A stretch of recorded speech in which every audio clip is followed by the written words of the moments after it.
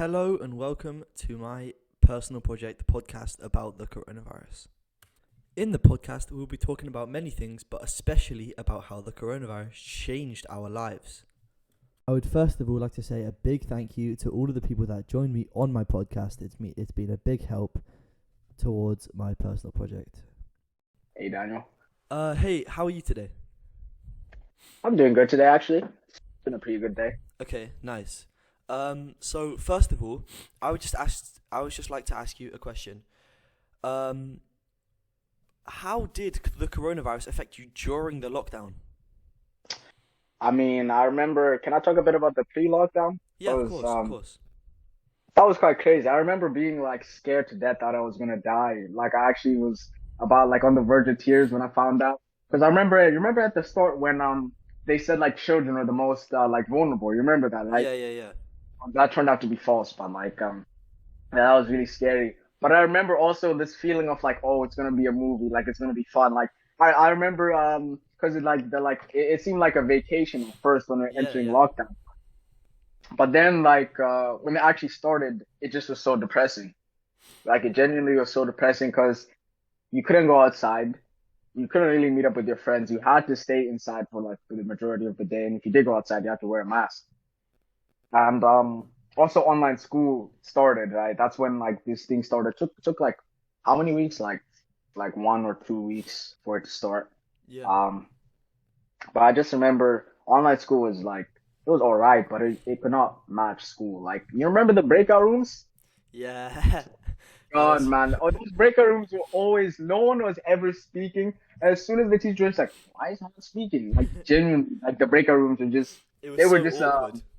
exactly. I Yeah. feel bad for the teachers, like genuinely, because it feels awkward to be speaking and no one says anything.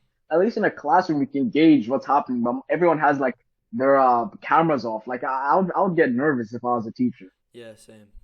But I remember it was so boring, and most of the time, like I have to admit, like I was not focusing. I think 90% of the class was literally doing something else half the time. Put Yeah. on like the camera, like on like your iPad or something, and just use your phone or your laptop Yeah. or like whatever computer and play games. Like I remember personally, like during every mentor class, I'd be like on Roblox. I don't know if I'm gonna get in trouble for that, but like, yeah, that's what I was doing.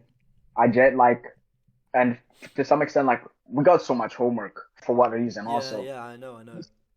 Teachers gave so much homework, But and they, yeah, but also when we were actually doing work, I feel like it was better because we were in our own environment instead of like yeah, yeah, yeah, that's because true. yeah, because for me personally, it was easy to like switch on and off between school and not school because I could literally Hmm. just hop right into bed or like Yeah, fact. But I sometimes took naps yeah, and between periods. yeah, No, but exactly. I found it a bit more difficult to focus at home when compared to school because I don't know, there's just like something about that environment. You're in your room and I don't know, you just don't work in your room. Like when I'm in my room, I want to relax and sleep and stuff. Yeah, But when I'm in school, I'm meant to be like focused and stuff. So I feel like I can focus in that environment better than I could if I was at home or anything like that. yeah, that makes So, sense. but I remember the deeper the lockdown, the more like depressing it became because Yeah, then that's when it started to sink in that like it is not gonna be a movie. It is not gonna be fun. yeah, exactly. Basically every day, that was the height of like playing video games because every day you'd be playing something like I think during the lockdown I ended up spending over like 100 euros just on games. Like it Yeah, was bad. yeah, Yeah, no. because you would finish one game, then you'd realize you had absolutely nothing. Then you'd have to buy another game, play that, nothing. And then all of your friends would also have to play the same games and like it was really difficult. Yeah, But I mean to some extent it was also fun. Like I could wake up, play games, go to school, and then play games in between. But I think because of the fact that we played games so much, I kind of fell out of love with it. Like it's yeah. just It boring. it got Yeah. like playing games seemed like a thing we had to do at some point. Yeah. It became a chore. Like it's the Yeah, only way you would survive. yeah, Because exactly. genuinely that's that time. I think also at the same time, like the fact that it was one of the only ways to keep us entertained was what made it so like fun at first, like with stuff like Warzone or anything like that. Like that was the peak time because everyone was on it and everyone was playing Exactly. and stuff like that. But after some point, then I just felt it was a chore. Like I could not enjoy it anymore Yeah. because it felt more like I was hopping on, not to. have fun, but to keep myself distracted. Yeah. I definitely that yeah, Yeah, but that happened. Yeah. so what about physical activity or fresh air? How did you like go about getting that? Uh, Physical activity, we had PE. I mean, we mostly tried fitness goals, but I know I would start biking, up to kite down from where I live because I was like, I think that's a good physical activity. I really like biking. So like Yeah. biking while listening to music is one of my favorite things to do. Hmm. Uh, and just I mean, there were some periods where I just would genuinely like not have time to leave the house, but I think I made a concerted effort to leave the house at least Yeah. like 3 times a week or something, or even more, because then I'd also sometimes meet up with my friends. So I was actually leaving the house decently often Okay. to Okay. get that fresh air and Yeah. things like that. Yeah. Fair enough. That yeah. I mean, I guess that made it slightly bearable that we weren't completely restricted to our own houses. Because I mean, Yeah. people in England and Spain and Italy, they were forced to stay in their house constantly. They could go out. I think they're allowed to Only go for for. groceries. Yeah, exactly. Yeah. I mean, thank God we didn't have the restriction. I mean, genuinely, our country is like much more, has been much better than like 90% of the countries out there, Yeah. especially in Europe. Europe has had one of the worst cases. I remember back with Italy, that was terrible. I It, remember that. that I Yeah, that felt was bad. I felt Yeah. bad for the people that were. Yeah. They had it the worst, and England got pretty bad at some point, but Yeah. Italy and England they just got really bad. But fortunately things started to get bad, but when you compare it to all of the other countries in Europe, it was not as bad. But I Yeah. also think it's Dutch culture, like people always going outside and like not wearing masks and stuff like that. Like we didn't really adapt to it.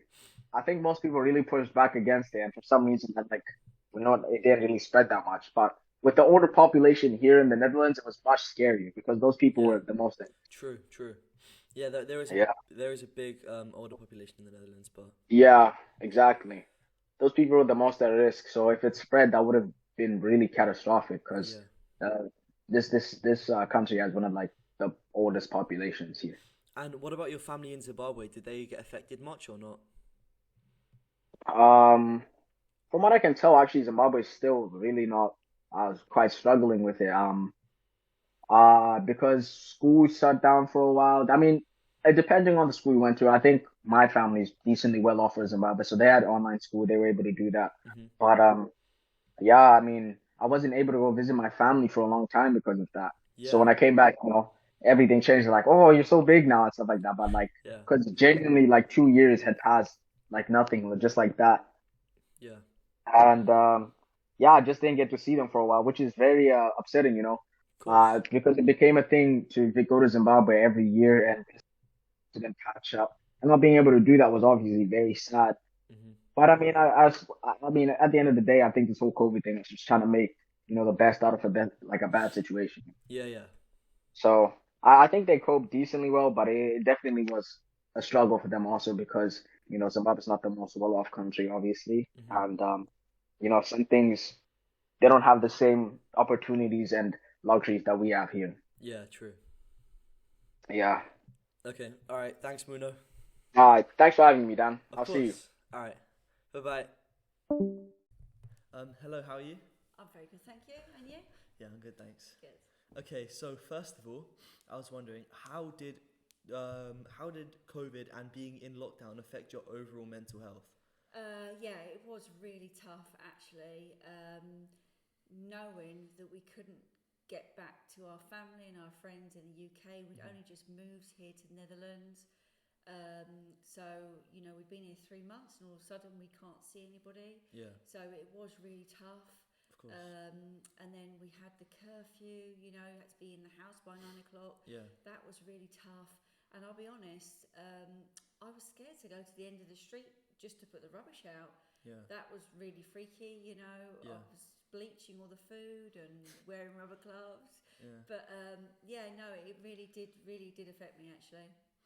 And unfortunately, your mother died during because of the coronavirus. Correct. How did how did that first of all, how did that affect your view on COVID overall?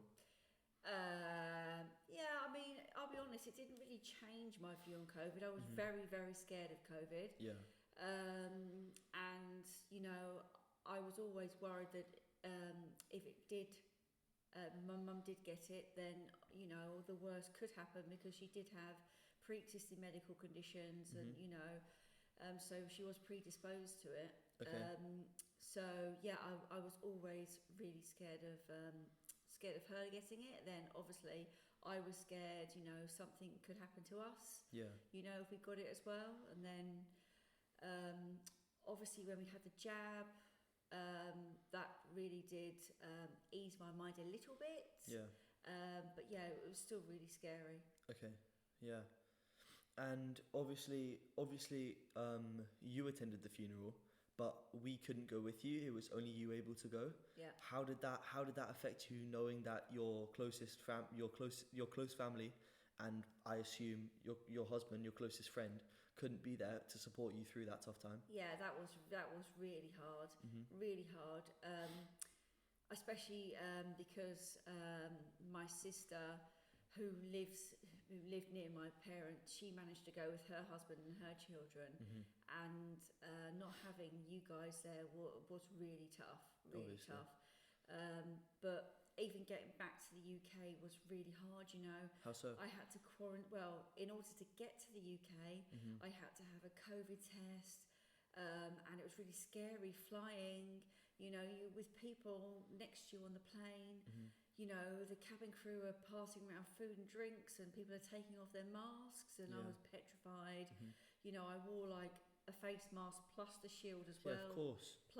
Plus gloves. You know, I was really careful because I was quarantining at my friend's house in the UK, and she was really good. You know, she had a spare bedroom, so I stayed there for quite a long time. Then I was worried. You know, we had to have a test when I'd been there so many days. Had to send away for that, and I had a limited time whilst I was in the UK to get to the funeral, and to make sure I had enough time to quarantine. So that was really tough. And then it was rife where my family were living at the time. COVID was really rife.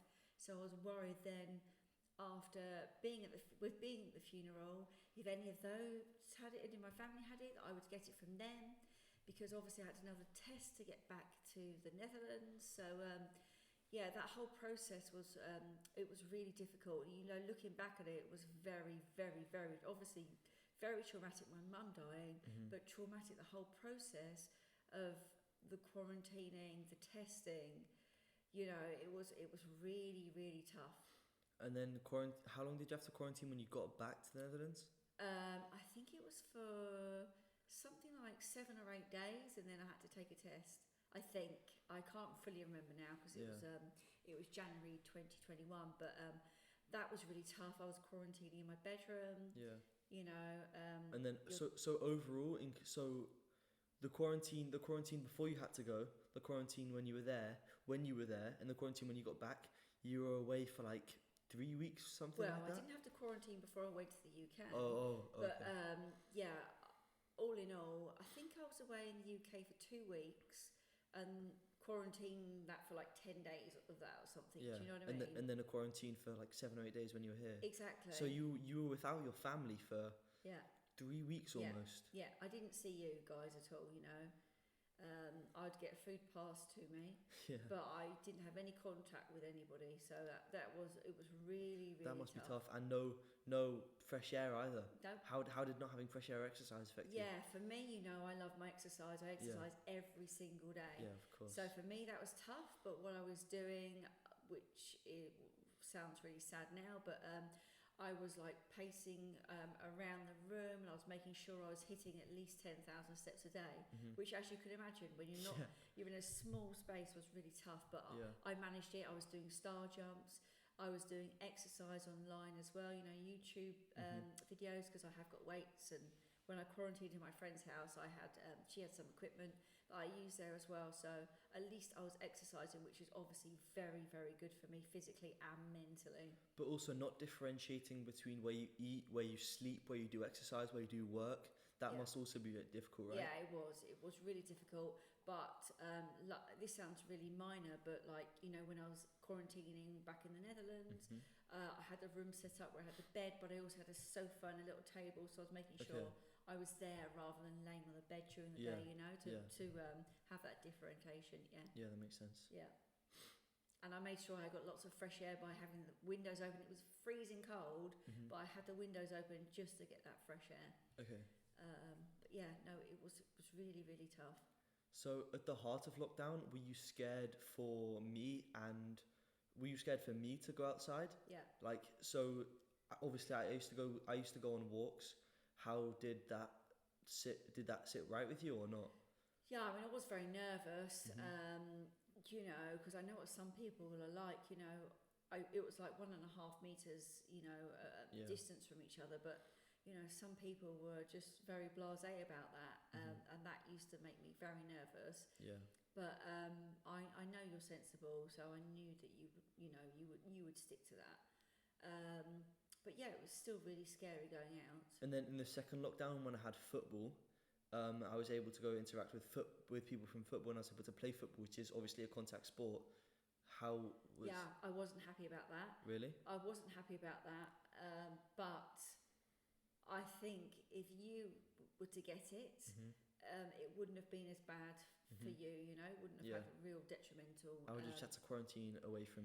Yeah, you exactly. Okay, yeah. So that wasn't so bad, but I still really wasn't happy about it. And I obviously, when you came home, I'd make you jump in the shower straight away, because I was just really nervous about me or your dad getting it. Yeah, of course. Okay, well, thank you very much. You're very welcome. Thank you very much. Yeah. Hello, Ian. How are you? Hi, I'm doing quite good on this fine evening. How are you doing? Yeah, I'm actually pretty good, thanks. As you know, I'm here to ask you a few questions about how lockdown affected you and how COVID in general affected your well-being and your mental health. Yeah, of course. So at the start of lockdown, like even before lockdown, were you scared? What were your thoughts going into the lockdown? I was just worried as to how long this entire process would take, as it did have a big impact on my life, and I think everybody else's life, to be honest. Yeah, true. So during lockdown, did you go out when we weren't even allowed to play football or we weren't allowed to do any out activities? Did you go to the shops? What did you go for walks, bike rides? What did you do? Yeah, I was really trying to get outside as much as possible because I think there was a certain point in time where we were only allowed to go out once a day, and that was if it was necessary. Yeah. I have to admit I was quite scared at that point in time because it was a huge restriction on our freedom and our rights due just to this virus. So yeah, I was just trying to get outside as much as possible and just make myself have things to do, as I was just purely bored during this period of time. Yeah, that makes sense.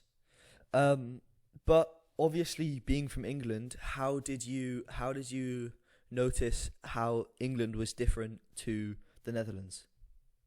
Yeah, I mean, I'm saying that I was bored and stuff, but I feel like the Netherlands took a much more sensible approach to lockdown. As I think when the first real wave hit, the Netherlands took it more seriously, which would then later on lead to a more relaxed lockdown and not so serious. Whereas England, during the first wave, they did do a lockdown, but they didn't have extremely harsh restrictions.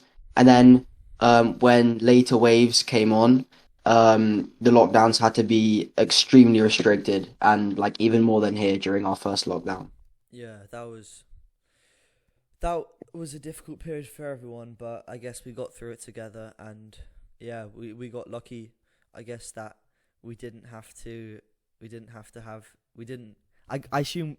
I guess we got lucky that we were at least allowed to leave the house to go for walks, to do some sort of exercise, Yeah, that's true. And being from Malta, do you know what happened in Malta? If it was even bad, because I know it's only a small island, but Yeah, so Malta kind of made the same mistake as England. They didn't take it as seriously when the first wave hit. But as you said, it is a small island with only a population of around 500,000 people. They didn't suffer so much, as after the first wave, so many people had already caught the virus. So there wasn't much left after the first wave. So they didn't struggle as much. And also later on with the vaccination process was a lot faster. as there was not that many people like on the island itself who needed to get vaccinated. Yeah, So because it's such a yeah, small island, I assume like everybody knows each other, so it's like you can just talk like that. You can talk on a personal level to see if people have had the vaccine and stuff, you know? yeah, yeah, you're right. Yeah. So, so did the coronavirus have effect on your family? Like, were there any unfortunate fatalities or not? No, there were no fatalities in my family. However, very recently, so this was in summer of 2022, me and my family, we went to Malta, and this was the first time we were going to Malta in summer in 4 years. Mm-hmm. So we're really excited, just to spend time with the family and enjoy the sun and go to the beaches and stuff. But only on the second day, we were going to stay here for around 2.5 weeks, and Mm-hmm. only on the second day, um, I had caught COVID, which was like a huge shame. But it wasn't like I wasn't held back so much as I was like, oh, it's fine. I just have to stay inside for 5 days and like enjoy the rest of the holiday. Mm-hmm. But then as the days passed, my dad got it, my cousin got it, my uncle got it. So we never actually got to spend time together as a whole family, as there was always one or two people who had COVID, Mm-hmm. which was extremely annoying because we were looking forward to going out as a family and spending precious time with each other as we didn't get to see each other that often. That is a So yeah, big that was a shame. huge one. And Yeah. seeing as you got it on the second day, I assume you didn't get it in Malta. I assume you brought it over from maybe the airport Yeah, or from the I think Netherlands. I think I did catch it in the airport or on the airplane, and I just started to show heavy symptoms when I was in Malta. Mm. So I assume it had a knock-on effect. Like you got it, someone else got it, and then they gave it to Yeah, more it people. was it was basically a domino effect until I think everybody had had it. In Malta or just your family? No, no, no, not in Malta, in just like my family, because on that first night, which I was there, where I wasn't showing any symptoms, but I think I did have COVID at the time. Yeah. We met up with the entire family and we had a dinner. Oh, okay. So I think from there, someone caught it, and then from there, someone else. Like it was basically just a domino effect Okay. throughout the family. That's very unfortunate. Yeah. Um, so there were two lockdowns, and in the second lockdown, was your mum reluctant at all to let you go to football when you were allowed to go to football, seeing it is a contact sport and seeing as you are allowed to be so close to each other and stuff? Although it is outside, I would assume it's still. Yeah, I think she was actually supportive of me going to football as she wanted me to go outside and enjoy myself as I hadn't in the past couple months. But what she was reluctant to was as soon as the lockdown were over, she was reluctant to let me go out, to let me use public transport, Okay. as the restrictions were just brought off, there was still like COVID-19 was a very active virus still, and it wasn't completely gone. Yeah. Um, so yeah, she was reluctant for me to be inside close spaces and just going places where there were a lot of people. But S- like outside sports and sporting activities, she like supported me and like told me to go out. So yeah. So when we were finally invited back to school, we were only going in once or twice a week. Um, was your mum happy with letting you go to school, or did she want you to continue with online school? I think there are like she was happy and unhappy at the same time for different reasons. Okay. So she was happy as I would be going to school because realistically, I don't think anyone learned as much in online school as they did in real lessons. Yeah. Um, yeah, so she was happy that I was actually going into school and going into real lessons, and she knew that I would actually be paying attention and actually learning. Hmm. But at the same time, us being only allowed in school once or twice a week meant that the virus was still active and we couldn't be with so many people around the school. She was also reluctant to, because obviously there was also a risk which I would catch the virus and pass it on to them. Hmm. So I think we had to do the weekly testing also as a procedure. But yeah, so she was both unhappy and happy for different reasons. So when you first got that positive test back, what were your first thoughts? Well, the first time I got COVID, like yeah, the positive test obviously scared me as I'd never had the virus before, and I knew people who had it, and they described it to me. But it's different for everyone Yeah, of based course. on age, how healthy they are, how active they are. So yeah, the first time I got it, it was pretty bad. Hmm. Like the first 3 days, I was just like in bed the entire time. But then, I mean, after that, it was really just about quarantining and staying away from others. So yeah, just when I saw that positive result, I was just worried for what was, going to happen in the next few days. But it didn't turn out so bad. So yeah, it's fine. Okay. All right. All right. Well, thank you for your time. Yeah, of course. Thank you for having me on this podcast. Okay. All right. Thank you to everybody for listening to my podcast. I hope you enjoyed it, and the feedback form will be given to you in real life. Thank you, and have a lovely day.